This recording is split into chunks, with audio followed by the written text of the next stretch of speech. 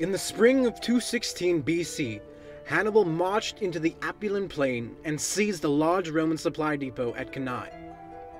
Thus, both Varro and Paulus, the new Roman consuls, marched their armies towards Cannae in response, and met Hannibal on the field of battle on the left bank of the Aufidus River. On the march towards Cannae, Varro and his men repelled a Carthaginian ambush, giving them a great injection of morale, and filled the commander with a hubris that he could not be beaten by Hannibal. So when the two sides lined up, the other Roman commander, Paulus, commented that he was feeling uneasy about the battle, and instead wanted to line up his troops on the nearby hill, thus giving the Romans an advantage. But Varro, believing himself unbeatable, scoffed at the idea, and lined his troops up on the open plain, disregarding Hannibal's massive cavalry advantage.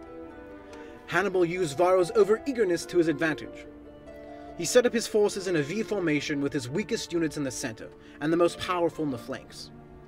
Seeing Hannibal's weak center, the Romans massed powerful units there with the hope of punching through Hannibal's units and breaking his line immediately.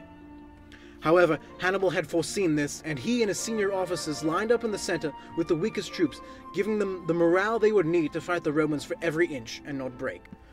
When the Roman legions smashed into the front of Hannibal's troops, they stood fast. However, Hannibal began to order his men into a slow, forward-facing retreat.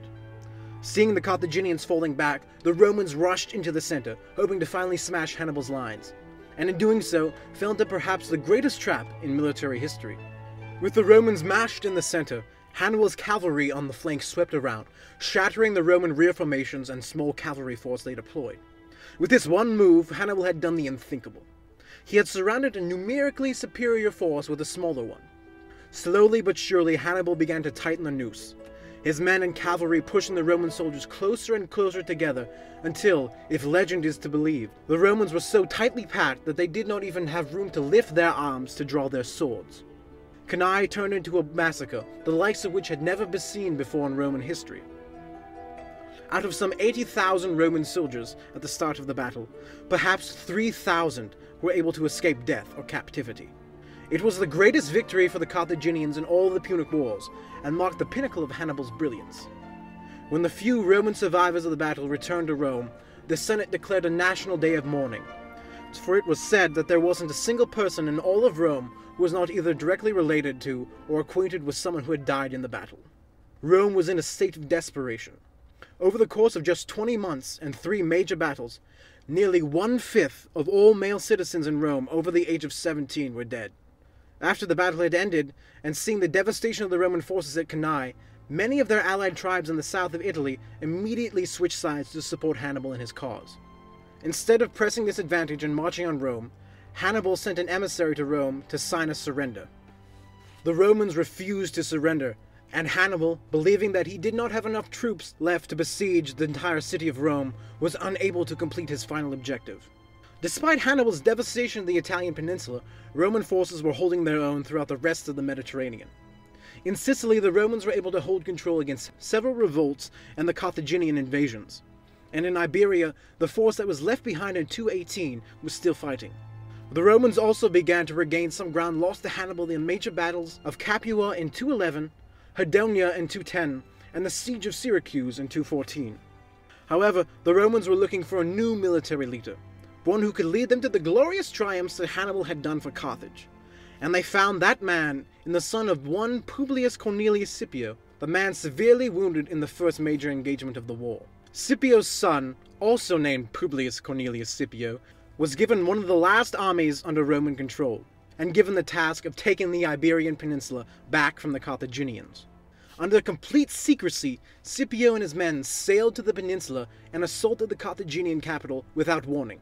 The Battle of Cartagena in 209 BC was the beginning of the end for Carthage and Iberia. Scipio was able to take the capital and force the Carthaginians into a retreat. Scipio then met Hannibal's brother, Hasdrubal, and king of Carthaginian Iberia in the Battle of Baecula in 208 BC. Scipio defeated his enemy, but the bulk of Hasdrubal's forces were able to escape, and marched towards Italy to reinforce Hannibal. At the Battle of Illapa in Iberia in 206, Scipio was finally able to drive the Carthaginians from the peninsula for good when he met the combined armies of the last 3 Carthaginian commanders in the area. To win this battle, Scipio drew up a clever ruse. He readied his men for battle every day the same way, with the strong forces in the center and the weaker units on the flanks. Until one day, Scipio ordered some of his cavalry to attack the Carthaginian troops and lure them into a fight. In their haste to attack the Romans, they did not see that on this day, Scipio had drawn his men up with the weakest units in the center and the strongest units on the flanks. In doing so, he was able to use the same tactics Hannibal had used years earlier in Cannae to his advantage. The Carthaginians were trapped and wiped out, and with them, Iberia was firmly, and finally, under Roman control. With Iberia and Sicily under Roman domain, and Hannibal's forces more and more isolated on the peninsula, Scipio was given the order to invade North Africa using the remaining legions stationed in Sicily in 203 BC. It was here that he finally earned his name, Scipio Africanus, for his exploits. The Sicilian legions were made up primarily of men who had somehow managed to survive the devastating battles of the earlier years of the war, even including some survivors of Cannae. However, these men were not allowed to return to Rome until after the war was over, and as such they were more than ready to invade Carthaginian home soil and bring the war to a close. Within a year of landing in Africa, Scipio had routed 2 major Carthaginian armies, as well as helping a Numidian prince and Roman supporter named Massicina to seize a sizable portion of his kingdom and join the Roman war effort. With their allies destroyed and Scipio Africanus on their doorstep, the Carthaginians sued for peace. Unfortunately, the peace terms provided by the Romans were too much for the Carthaginians, and they, in a desperate bid to throw the Romans off their soil, recalled Hannibal and his army from Italy to help defend the homeland. So Hannibal, after more than a decade of campaigning in Roman territory, with dozens of victories and a body count not seen again for centuries, was forced to return home, unable to complete his final objective. Needless to say, he was extremely unhappy.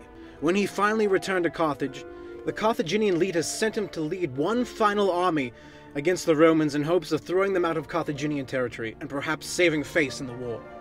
However, this army was nothing like the one Hannibal had commanded for years in Italy. It was a melting pot of foreign mercenaries, armed citizens, and his own Numidian cavalry. It is said that at first Hannibal outright refused to lead this army to battle, and only after being forced by the Carthaginian leaders themselves did he command the army into battle. So it finally came down to this. Scipio Africanus, the brilliant new Roman general, and his newfound African allies were marching towards Carthage, with only the greatest general of the day, Hannibal, standing between them and their goal. The resulting Battle of Zama marked the end of the war. Hannibal's army was said to be comprised of nearly 36,000 troops, as well as 4,000 cavalry and roughly 80 war elephants. The Romans were thought to have had roughly 29,000 men, as well as 6,000 cavalry. At the start of the battle, Hannibal unleashed his war elephants into the front of the Roman troops.